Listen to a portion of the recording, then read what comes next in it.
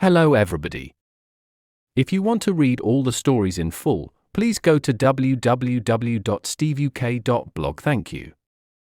Short Story 596, A Quiet Victory, Words with a Silent G, Intermediate.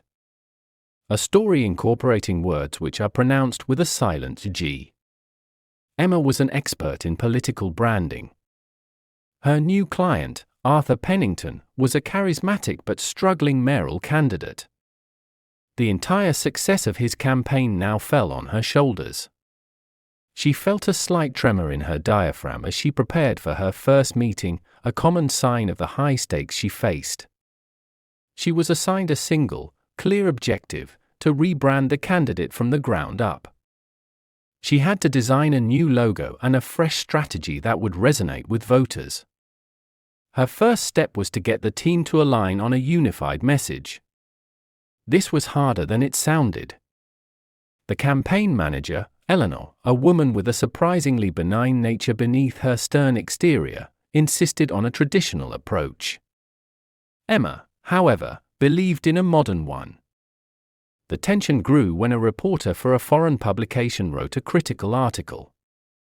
Rumors swirled that the campaign's communications director might even resign. Emma felt the pressure mounting, but she stuck to her principles. She was convinced her strategy was the right one. After weeks of long nights, she presented the new brand identity. Arthur Penington saw the new vision and was impressed. Without hesitation, he took a pen and put his sign of approval on the final document. The new posters went up across the city. The new era was about to reign. The night of the election, the team huddled around a television, watching the results trickle in. The numbers showed a decisive victory. Arthur Penington was the new mayor. A triumphant cheer filled the room as someone popped a bottle of champagne. As the fizz cascaded into crystal glasses, Emma toasted the team. She knew the work had been difficult, but the result was a quiet victory that had been hard-won. Vocabulary notes. Campaign. Meaning, a planned series of activities intended to achieve a particular social, commercial, or political goal. In the story, it refers to the political effort to get Arthur Penington elected. Example: the entire success of his campaign now fell on her shoulders. Similar words: crusade, movement, drive, effort. Assigned. Meaning, to give someone a particular job or task. In the story, Emma was given the specific task of rebranding the candidate. Example: she was assigned a single, clear objective: to rebrand the candidate from the ground up. Similar words: allocated, delegated, tasked, appointed. Benign. Meaning, gentle, kind, or not harmful. It's often used to describe someone's character or a medical condition that is not dangerous. In the story, it describes Eleanor's surprisingly kind personality. Example: the campaign manager, Eleanor, a woman with a surprisingly benign nature beneath her stern exterior, insisted on a traditional approach. Similar words: gentle, harmless, good-natured, compassionate. Resign. Meaning, to formally leave a job or position. In the story, there are rumors that a key member of the team might quit under pressure. Example: rumors swirled that the campaign's communications director might even resign. Similar words: quit, step down, give up, hand in one's notice. Reign. Meaning, to hold the position of a king or queen, more broadly, to be the dominant power or influence. In the story, it's used metaphorically to describe the new era of the campaign's brand identity. Example: the new era was about to reign. Similar words: rule, dominate, prevail, govern. Story written by Gemini Pro AA. Image created by Imagio AA.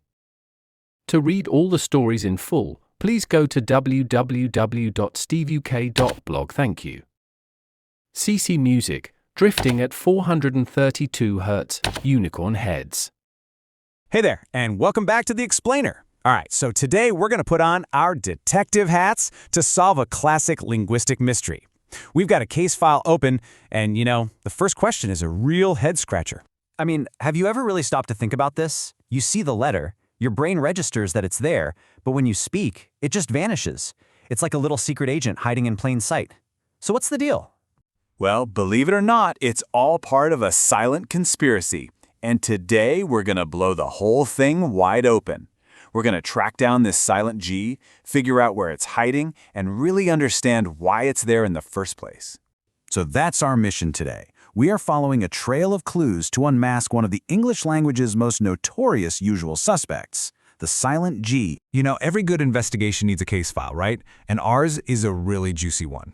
It's a story all about high-stakes political branding, where words are basically weapons and every single message counts. Okay, so get this. Our main character is Emma, a total guru when it comes to political branding. Her client, a guy named Arthur Penington, a mayoral candidate whose campaign is, well, it's sinking and fast. The pressure is on, the clock is ticking, and this story is where we're going to find all our clues. All right, it's time. Let's crack open this case file and start looking for some hard evidence. Our very first clue pops up right at the beginning of Emma's mission. And boom, there it is, our first suspect, the word assigned. Emma has her mission, and this one word just perfectly sets the stage for the whole story. The meaning's pretty straightforward, but just listen to how it sounds. Assigned. That G is totally silent, so why is it even there? Well, it's basically a historical ghost. This GN spelling came into English from languages like Latin and French, where you'd actually pronounce it, but over hundreds of years, the English pronunciation just smoothed it out. The spelling, though, it stuck around, like a fossil in the word, and it points back to its relatives like signature or designate, where you can actually hear that G sound. Now, sure, you could use words like allocated or delegated, but assigned just has that official weight, It really captures the seriousness of her mission.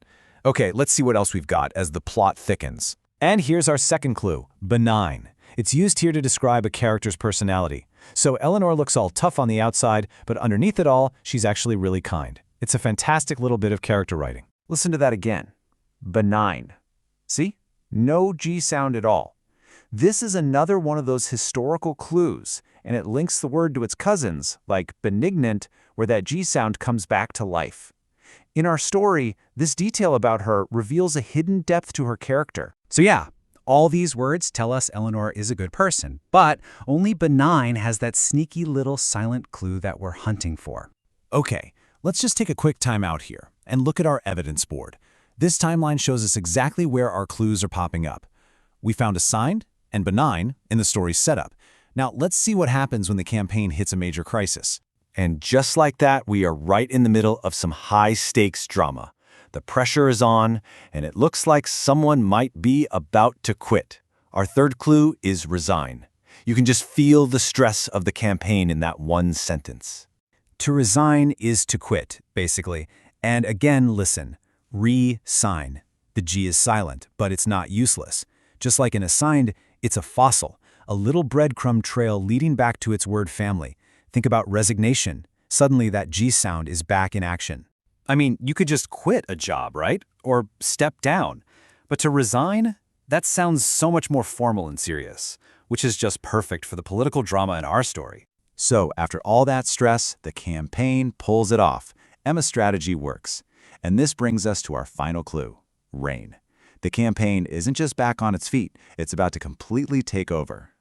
The word reign usually makes you think of kings and queens, right? It's connected to words like regal. But here it's used in this awesome metaphorical way. The campaign is about to rule the city. And we see that same pattern again. The spelling is a historical relic, but that G is completely silent. This feeling of total victory really wraps up our evidence-gathering phase. So, what's next? It's time for the lineup. All right, detectives, we've got our evidence, we've followed the trail. Now it's time to bring in the suspects for a final lineup and review the evidence one last time. So let's look at it. We've got assigned, benign, resign, and reign. And what's the common thread? Every single one has a silent G that's basically a secret map to the word's history and its meaning. So, case closed, right? Well, kinda. But what's the big takeaway here?